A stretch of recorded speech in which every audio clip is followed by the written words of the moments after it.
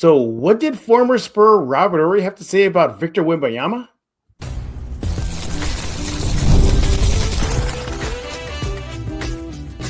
You are Locked On Spurs, your daily San Antonio Spurs podcast, part of the Locked On Podcast Network. Your team every day. Happy Friday. Welcome back to Locked On Spurs. We're here on the Locked On NBA Network. I'm your host, Jeff Garcia, Spurs writer for Kens 5 San Antonio. Glad to have y'all back. TGIF, everybody. Hope you're having a good one. Today's episode is brought to you by 5 Hour Energy. That's right. Have your cake and drink it too. Birthday cake flavor is back. No fork needed. Vanilla cakey flavor, caffeinated kick, no sugar. It's party time. Order now at 5hourenergy.com or Amazon. So, what are we talking about today, boys and girls? We're looking at Robert Horry, the former Spur. Trying to notice a pattern here, kind of throwing shade at his old team quite a bit. Well, he did it again. This time, he took aim at Victor Wembanyama and the MVP race. We're going to discuss that and catch you up on some Spurs news. There's a lot of Spurs news from action figures. Yes, what do you expect? I'm a nerd, all right? Got to throw it in there. To other stuff. We're going to talk about that and more. So we're going to bring in our guest who's just, Monday, Tuesday, Wednesday, Thursday. He's just 4 days late. That's all. But he's here for the week. To close out the week here, he is back, everybody. Matt Guzman with Spurs on Sports Illustrated. Matt, you usually start the week with us, but now you're closing the week with us. Yeah, Monday was a little hectic for me, so I appreciate you making some time for me this week. Not a problem, buddy. By the way, how was LA? It was great. There's a little bit of a palm tree behind me still. I'm back in Austin, but I figured I would make it my background, just to keep living in the moment a little bit, I guess. I thought that was your backyard. No, I'm at the hotel. He is with Spurs on Sports Illustrated. Everybody, make sure to follow him on X at MattGZMAN. Great follow. Spurs. Well, here we are. Stretch run is here, everybody. This is it. So make sure to follow Matt and more on what he's doing over at Spurs on Sports Illustrated. Just a few seconds. Matt, let's talk about former Spur Robert Horry. The guy who helped the Spurs win some titles. Helped Tim Duncan, and that crew get 50-plus win seasons. That guy, he's back at it again. And this time he's targeting Victor Wembanyama. In case you missed it, everybody, after the Spurs just demolished the Lakers, all right, on Spectrum News, which is out in L.A., they're talking about Wembanyama. And remember, Wemby had a phenomenal game, Matt. I remember that. He just annihilating the Lakers there. Even that bird agrees with us in the background, everybody. But he was asked, hey, do you think Vic is MVP candidate worthy now? And the former Spurs said, no, he's not, Matt. He's absolutely not. As a matter of fact, I got it here. Quote, he's not even in my top 5 because he hasn't played enough games for me to be in my top 5. So keep in mind, he's making this not literally personal, but it's his personal list. You know what I'm saying? Buy or sell what Horry is trying to say here. Matt, what do you think? Yeah, I saw those comments, and I mean, the first thing that I thought was, I guess I kind of understand what he's getting at, and the not necessarily the games played part, but the part where he's talking about being very inconsistent. Mm-hmm. And I wouldn't call Victor an inconsistent player. That's not how I would describe him. But, I think there are people out there that expect him to be dropping 30 points a game and 5 blocks and 12 rebounds, and that's just not something that he does, especially when you consider the kind of players around him. We just saw Castle go for 40 points and a triple-double. De'Aaron Fox is capable of putting up 25 a night. Keldon Johnson can put up 20 if you want. Julian Champagnie has scored over 30 just when he gets hot from the arc. It's just this team is working the way it's working. It's not meant to be just a one-man show. And Victor absolutely understands that. In fact, I'm sure he's glad that it's not all relying on him. And so, when you talk about him being inconsistent, I mean, I think you're talking about games where he does have a triple-double or he does get 6 blocks, and that's obviously not going to happen every time. So, I guess I understand the sentiment a little bit, but, when you try to say that, he's not a top 5 MVP candidate, you have to look at what the award actually is. And it's a player who's most valuable to his team, and the Spurs without Victor Wembanyama are just not, obviously they've done well this season in the stretches without him, but that he's a big part of what makes their team what it is and why they're doing so well. Yeah, I'm glad you mentioned that, Matt, because Ori did say, quote, he's too inconsistent for me. And then Ori went on to say, and I'm paraphrasing here, that he feels that the NBA, everybody's trying to anoint him as the next great too fast, and that he does agree that Wemby is a player. But he goes, it's not LeBron James, not a Kobe Bryant. He does have a vote for MVP, so he put it out there. I think to elevate him to LeBron or Kobe status now, I think that is too premature. But I agree with you. It's not premature to say he's an MVP candidate at all. At all. One, the Spurs own what? The third best record in the NBA, the second best record in the West. He's putting up monster numbers, 24.4 points per game, 11 rebounds, 2.8 assists, nearly 3 blocks a game, 36% shooting from the 3 line in about 40 games. To me, Matt, those are MVP numbers. What do you think? Absolutely.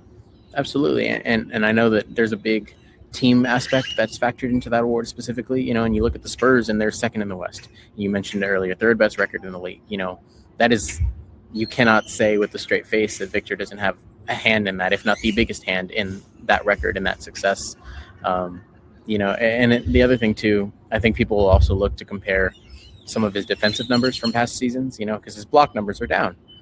Well, why is that? You have to look at why that is, and it's because teams are actually scared to challenge him at the rim.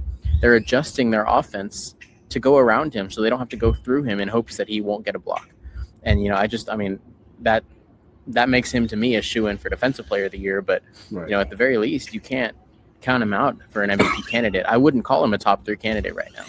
And I think he still has room to grow, and I think the Spurs, are sitting behind someone like Shai or Nikola Jokic. Right. But, to say that he's not even top 5, I disagree with that. Yeah, you look at the NBA MVP ladder; they have him consistently in the top 5. You see him as high as 4, so there's that. Excuse me.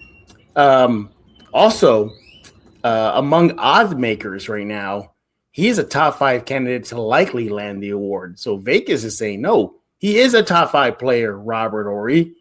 And the numbers are proof. The NBA, the league itself, the league that you won titles, Horry, whether it was the Bulls or the Lakers or the Spurs or the Rockets. Guess what? Even that league and their social media feel that he is a top 5 candidate in the race here. You look at what he's just doing in February, 26 points per game, nearly 11 rebounds, and 2.7 blocks so far in February. He's seeing the numbers spike at the right time, at the stretch run. And I think those numbers are going to either continue to rise or at least plateau enough where the Spurs can remain a legit contender. So he's finding the rhythm at the right time. The Spurs are on a winning streak right now. And I look at the Spurs team, Matt, and I say, you know what? Matt Guzman, you are right. They are not going to go as far as Wemby it takes him. What I mean by that is if he goes down, guess what? The season is in flux. But if he's humming, guess what? The Spurs are going to rack up W's. But you mentioned something interesting, Matt. I want to ask you this. You mentioned SGA and Joker. The Spurs, and in this case, Wembyama, shouldn't he be ahead of them just overall, considering he's and the Spurs have beaten OKC and Denver this year? What do you think? Yeah, I think that's an important consideration. If it were up to me, yes, you should factor in the 4 wins that Victor and his team have gotten over the Thunder. Mm-hmm. Then again, you think about, I forget if Victor was missing for one of those. I know Shai was missing for one of those for sure. And like I said, that's if it were up to me. I don't think that they really factor in head-to-head matchups unless it's like number 1 versus number 2, and it's a big game late in the season. Whoever team win, that's going to be the favorite for the. I don't think that any of the matchups between the Spurs and Thunder this year were those kind of stakes. I think if it were a Defensive Player of the Year race, then Victor would have taken the edge over Chet. Same thing happened rookie year. I think they did have a big game late in the season, and I think Victor had that nice block that put Chet, made him sit down on the court, and I think everyone kind of was like, okay, it's over. And so I think in that case, they do still have to play the Nuggets at the end of the season, and so that could be an important game to watch depending on how playoff seedings are looking, but I think they're looking right now at I think voters and I think are like the people that are actually in charge, not me, are probably going to be looking at, the fact that the Thunder are for the second year in a row the best team in the NBA, and Shai Gilgeous-Alexander is without a doubt, the front runner, the MVP of that team, even without Chet or Jalen Williams, they're doing well with him by himself. Ever wanted to experience the NBA Finals live and in person? FanDuel is giving you the chance to turn that dream into reality with their NBA sweepstakes. Here's how it works. Use your profit boost on any NBA future and you'll automatically be entered for a shot to win an NBA Finals trip for two. That's right, flight tickets and the whole experience. If you're already looking at the board and thinking about which team can make a deep run, this is the perfect time to lock in. If you love futures, this is the time of the year. Whether it's picking a team to win the championship or grab a conference title, it adds a little bit of extra layer to the excitement of every game down the stretch. And now, not only can you pick cash, but it could also send you to the finals. Visit FanDuel.com to get started. Use your profit boost on an NBA future to get entered for a chance to win a trip to the NBA Finals. Play your game with FanDuel, official sports betting partner of the NBA. New year, new system. This is the time when a lot of us look at the messier parts of how we run our business and think there has to be a better way. And there is. Streamlining your communication is one of the quickest upgrades you can make. That's why today's episode is brought to you by Quo, spelled Quo, the smarter way to run your business. Because when your team is reachable, organized, and communicating in one place, you're not just working cleaner, you're creating more opportunities to connect with customers. The whole team can call, text from one shared business number so nothing gets missed. Everyone sees the full conversation thread, makes replies faster, more personal. It works right from your phone or computer and can even keep your existing number. That's why Quo smart AI tools automatically log calls, summarize conversations, highlight next steps so details never slip through the cracks. It's no surprise Quo is the number one rated business phone system on G2, trusted by more than 90,000 businesses from solo operators to growing teams. Make this year where no opportunity and no customer slips away. Try Quo for free, plus get 20% off your first 6 months when you go to quo.com/LockedOnNBA. That's QUO.com/LockedOnNBA. Quo, no missed calls, no missed customers. Thank you for making Locked On Spurs your first listen of the day, and thank you for making Locked On the number one sports podcast network. If you haven't already, go check out our new Everydayer Club. Access to ad-free audio feed for Locked On Spurs, compatible with Apple's Podcasts, Spotify, and every other major podcast app. An invite to the members-only Locked On Everydayer Club Discord server, which includes a group chat for just listeners of this show and, well, hanging out with a lot of other fans on Discord. You want to go to this website right now, lockedonpodcast.com/everydayer club. Go there right now or just tap the link in the show notes to learn more.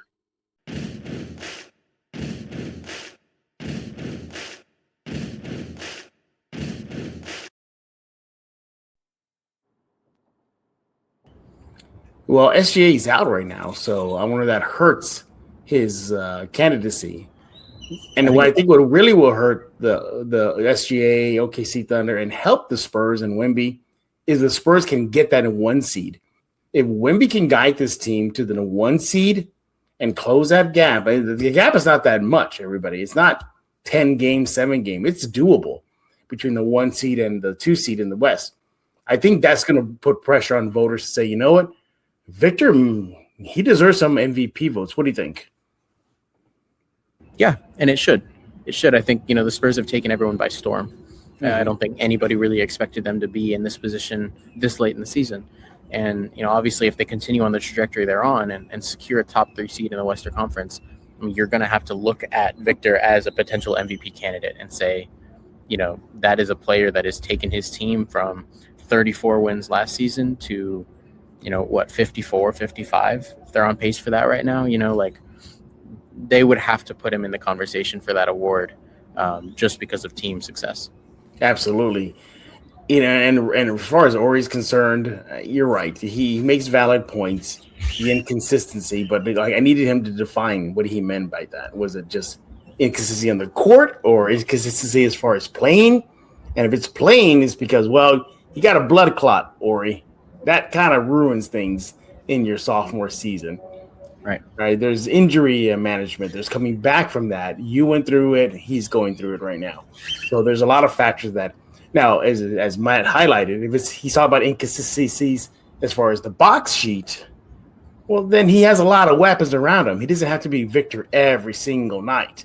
So there's that as well. But I think that actually boosts the argument why Victor should get the MVP, because he can do all of that on a talented roster and still dominate on a talented roster and still lead this team to one of the best records. So, Mr. Horry, I think you might be wrong. Your personal opinion might be wrong. So we'll see what it is. By the way, I don't get it. Why is it always taking jabs at the silver and black? Why? Why, Matt?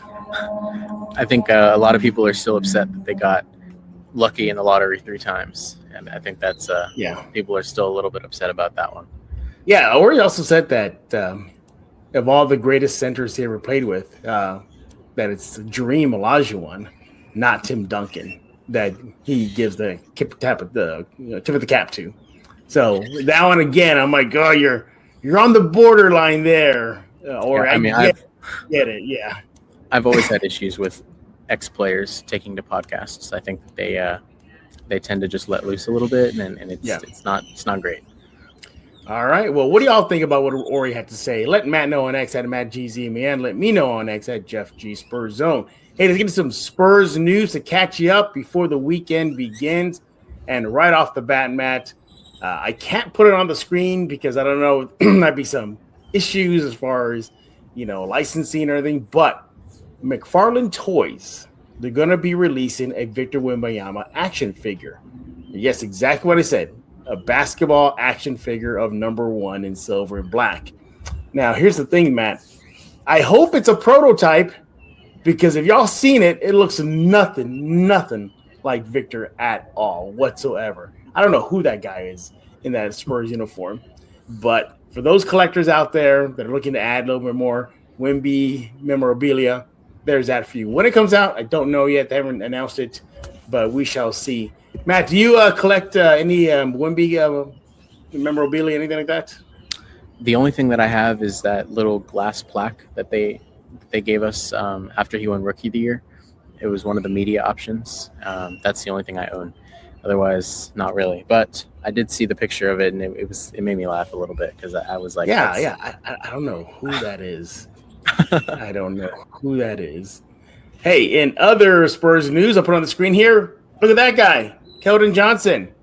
He got an upgrade at his mural in San Antonio at Rudy Seafood, located in the city south side. Excuse me, off Flores. This is replacing Jeremy Sochan. So Sohan used to be in this spot here. And what's interesting, though, was that this is kind of like the front-facing street. So when customers come in at that time, for years, they would see Sohan's mural. That's now changed. They moved Keldon from the back side of the building, now front-facing, and he got an upgrade. He got him with the bald head. They have him in an action pose. They got his name splashed all around him in the Fiesta colors. What do you think about Keldon's upgraded mural? I like it, and I like that they put his bald look in there too. I've noticed as Victor's hair is coming in, Keldon's is not. So I think it's more of a permanent thing. Not permanent, but it's a longer-term thing for Keldon. So I'm glad they got that encapsulated. That one does look like Keldon. You been out there yet? Have you seen this? Well, not this mural, but just the murals at the spot. Not in person, no. You should go see it, man. It's there's a lot. Still standing, like the Coyote, Popovich, the big three. Mm-hmm. Some of them are very, very vibrant and colorful. Cornette has one. Carter Bryant now has one. Obviously, Keldon got the upgrade. I even think David Jones Garcia has one. So even he has one. But it's all there. Wait a minute, Matt. When are we going to get the Matt Guzman mural? Yeah, I'll contact the owner and see if we can get it in the works. I got to go through the paperwork with my agency and all that, make sure that I'm allowed to be on the face or be the face of Rudy Seafood. But we're in the works. This is going to be near the urinals. I'll take it. I'll take it. I'm messing with you. Hey, well, speaking of Sohan, let me take this picture out of here. All right, put this back. Speaking of Sohan, he made his introduction to Knicks media recently. And yes, he's sporting a new color style featuring all the Knicks colors. He's wearing a practice jersey. He's going to be wearing number 20. And he was asked by some Knicks media what happened in San Antonio. Let's talk about 5 Hour Energy. Welcome to the 5 Hour Energy flavored draft. We're looking at every aspect of the draft to let you know which tasty flavors are the best and which might be sleepers. The board is set, the flavors are ready, and only one is going to take the top spot. 5 Hour Energy has a wide variety of flavors, something for everyone. Gives you a boost with zero sugar, has a lot of upcoming flavor innovations planned. You know, they're going to have so many flavors you're going to be able to choose from. You even have some limited time flavors from 5 Hour Energy that you're going to love, and you're going to want to have them come back.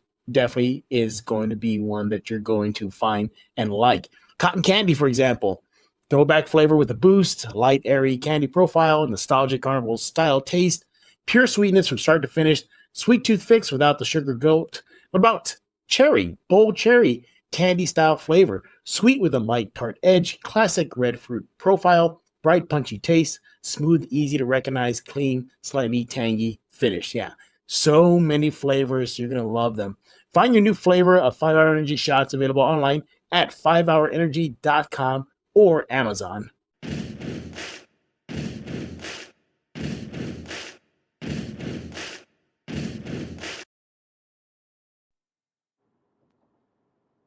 So in a nutshell, Matt, he said 1, it's a talented roster. He said it's deep.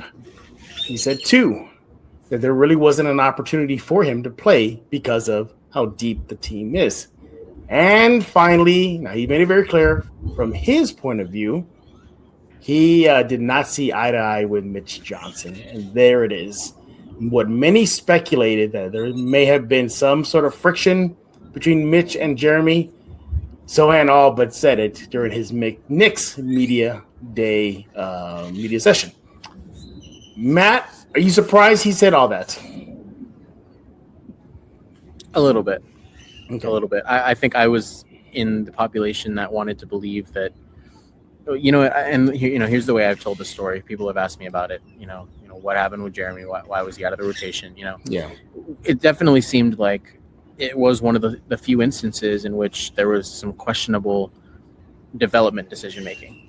Obviously, Pop trying him at the point guard wasn't really great for his personal development. Mm-hmm. And I think once he finally got back into position, he got hurt. And, last season, he was really on pace. He was doing really well at the beginning of the year. Chris Paul was there. He was good. He broke his hand, breaks his thumb, and all of a sudden things are kind of off the rails. And I think what happened over the summer was, the team took a huge step forward development-wise really quickly. And they kind of left Sohan behind. I think he needed more time to develop, and they no longer had a spot for him to continue to develop, which is why I was a little confused at the Knicks signing, because that team is also very, very deep, but so I'm not really surprised in that regard that maybe he didn't feel like he had an opportunity, because he didn't this season. He didn't really have much of a runway. He was out of the rotation for most of the year. As far as the Mitch Johnson stuff goes, I am a little surprised. I guess I was part of the population that didn't think that there was something going on between the two of them, and maybe it's nothing more than Jeremy just wanted to play and Mitch said, I don't think you're good enough. Maybe that's all it was, or it could have been something more. I don't know, but I think I was a little surprised to hear that, that really was what it was, that he and Mitch weren't seeing eye to eye, especially the latter weeks and months of his tenure here. Yeah, and I think the biggest sign was when the Spurs demolished the Lakers and he didn't play a second. And there was no excuse for him to not get some good burn on the court. And that's how bad of a beatdown the Spurs were giving to the Lakers. Right. That didn't happen. So, excuse me. So, to me, that plus when the report came out that the Spurs were willing to let Sohan and his team figure out a deal and they'll just basically rubber stamp it, those two things combined tell me, there was no longer paradise in San Antonio. But, all you can do now is wish him luck. I'm pretty sure, when the road trip swings by New York and the San Antonio contingency of media reporters are there, that topic will probably come up again. So we'll see what he says. But, I think a lot of Spurs fans did suspect that there was some friction between Mitch and Jeremy. All right, and finally, I don't know how Spurs fans feel about this.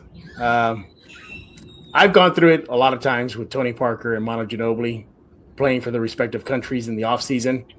Well, Wemby, during the All-Star break, told BN Sports, French media outlet, that he likes the idea of playing with Team France this summer at another Olympic qualifying event.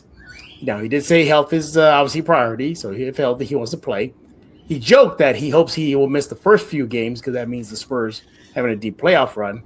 But he's all about it.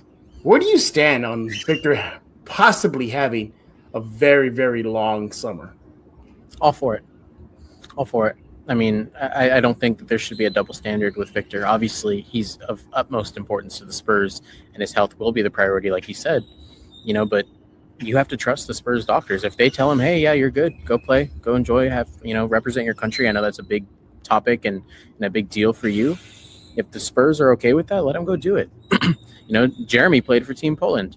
There's a lot of different players that go and represent their countries, and I don't think Victor should be off limits just because he's Victor. And so obviously he's going to do what's in his best interest, which is why he didn't play this summer leading up to his return. But if he's healthy, if he finishes out the year and things are looking good, let him go and represent his country. That obviously means a lot to him, and I've always been a proponent of that. Yeah, I get why some Spurs fans are probably like, Vic, you sure about that? Do you really want to put some more wear and tear on your body? That's one of the things that maybe Horry was talking about when he said inconsistency as far as just being on the court. You don't want him to have some sort of freak accident, but that can happen anytime. It can happen during the Austin games. It can happen on the road trip. Things just happen. So I'm all about it too. I'm okay with that.